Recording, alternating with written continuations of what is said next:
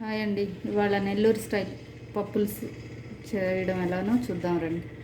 ఒక కప్పు కందిపప్పు తీసుకుంటున్నాను.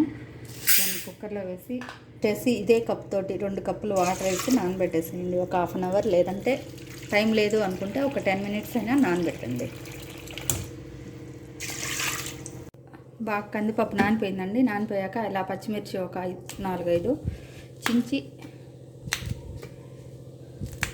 1/2 టేబుల్ స్పూన్ పసుపు. ఒక సీక్రెట్ ఏంటంటే ఒట్టి పచ్చిమిర్చే కాదు, 1 టేబుల్ స్పూన్ కారం కూడా వేయండి, చాలా బాగుంటుంది టేస్ట్. కలర్ కొంచెం చింతపండు 4 తీసుకున్నానండి. ఒక 2 చాలు, అవి కట్ చేసి దీంట్లో వేసేసేయండి. 2 టేబుల్ స్పూన్ల ఆయిల్ కూడా వేస్తున్నానండి, ఎందుకంటే బాగా కుక్ అయిపోతుంది. ఇట్లా ఈ విధంగా కలిపేసి ఒక 4 విజిల్స్ కానిచ్చుకోవడమండి. చిన్న ఉల్లిపాయలు కట్ చేసేసి ఈ విధంగా వేసేయడమేనండి. సుయ్యిందండి, తీసేసి ఇవ్వండి. ఈ విధంగా వాటర్ అంతా కరెక్ట్గా సరిపోయింది. దాంట్లో ఉప్పు వేసి వెనుక్కోవడం వేసాను. ఇనిపి తిరగబోయడమేనండి. చాలా టేస్ట్గా ఉంటుంది నెల్లూరు పప్పులు. మీలో ఎవరైనా నెల్లూరు వాళ్ళు ఉంటే ప్లీజ్ లైక్, సబ్స్క్రైబ్, షేర్. దానికి బట్టి ఆయిల్ వేసాను.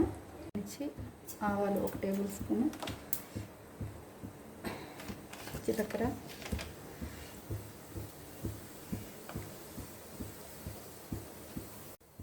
కొంచెం చిటిపట అనేటప్పుడే తెల్లగడ్డ, బాగా మెల్లగొచ్చిన తెల్లగడ్డ, కరివేపాకు సన్నగా తక్కున్నాను వేసేస్తే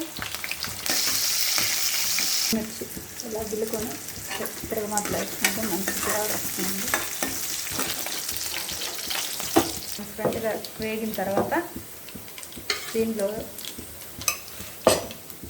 ఒక 1/2 టేబుల్ స్పూన్లో 1/2 ఇంగువ కొంచెం వేసామంటే మంచి ఫ్లేవర్ వస్తుందండి. అంటే తిరగబెట్టేయడమే. ఇలా బాయిల్ అవుతున్నప్పుడు కొంచెం కొత్తిమీర గార్నిష్ చేసి ఆపేసుకోవడం.